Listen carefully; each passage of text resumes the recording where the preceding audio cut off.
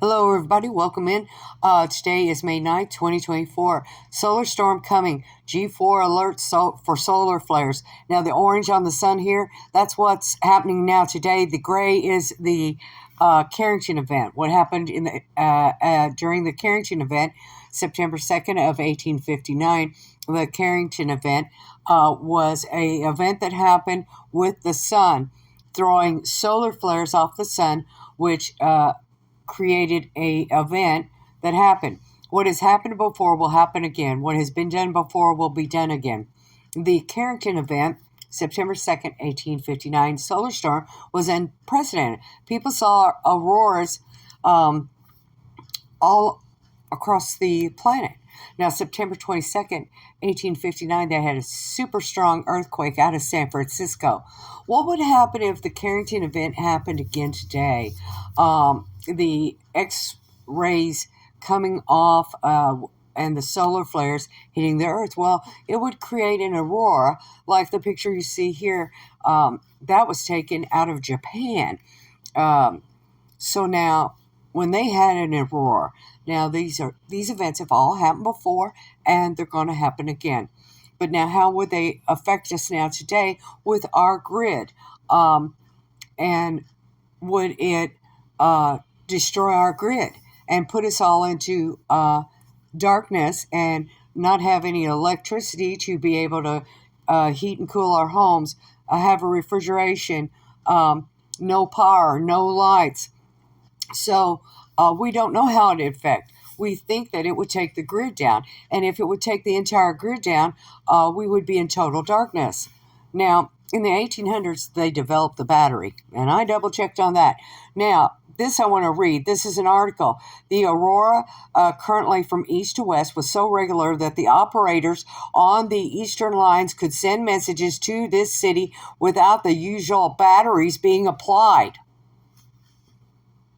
Okay, now, they told us, I've heard this so many times, that it destroyed the telegraph wires in back then. Well, that article right there says something totally different. You need to do your research, and you need to go back and look at all these old newspaper articles and read them, and you will find out things that you need to know right now. Now, so they were still able to send messages in the 1800s, in 1859, by telegraph from one city to another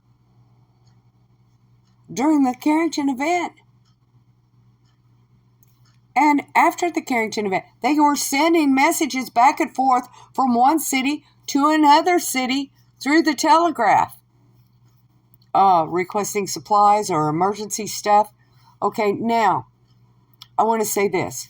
If something was to happen, this is what you need to have in your home.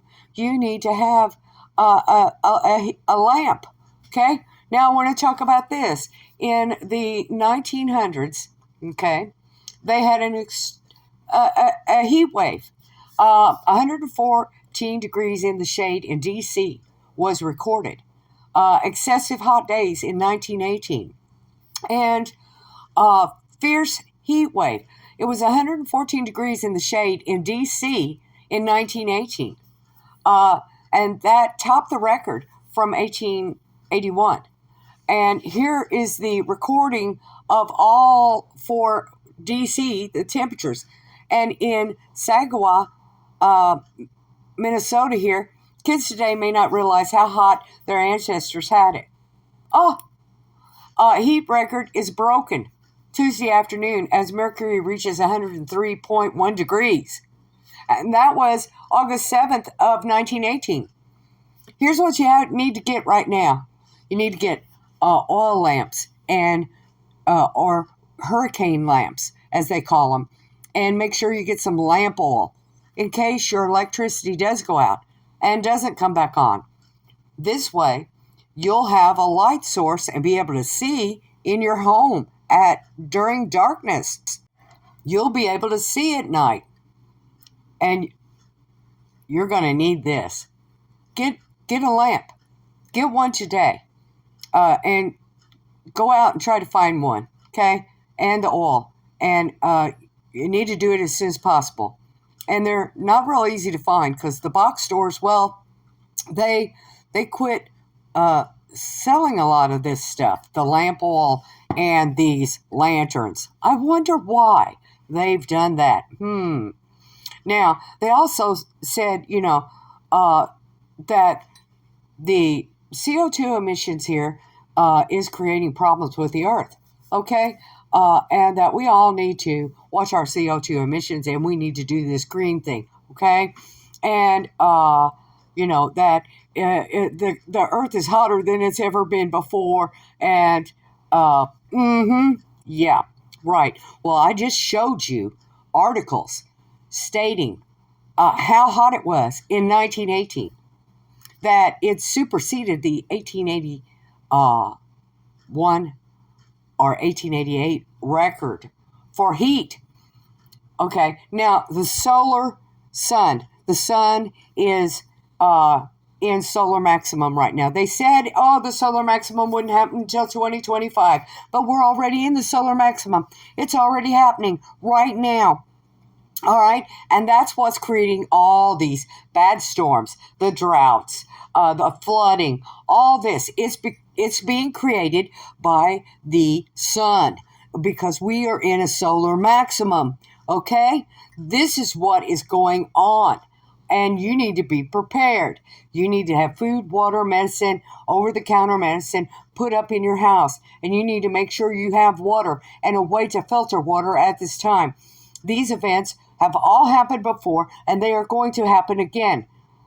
You need to be prepared now. And another thing that you need to know is that don't sit back and think that the government or someone from the government, the military, or any other organization is going to come help to save you in a major catastrophic event where everyone in the U.S. would be affected by this catastrophic event that would come maybe.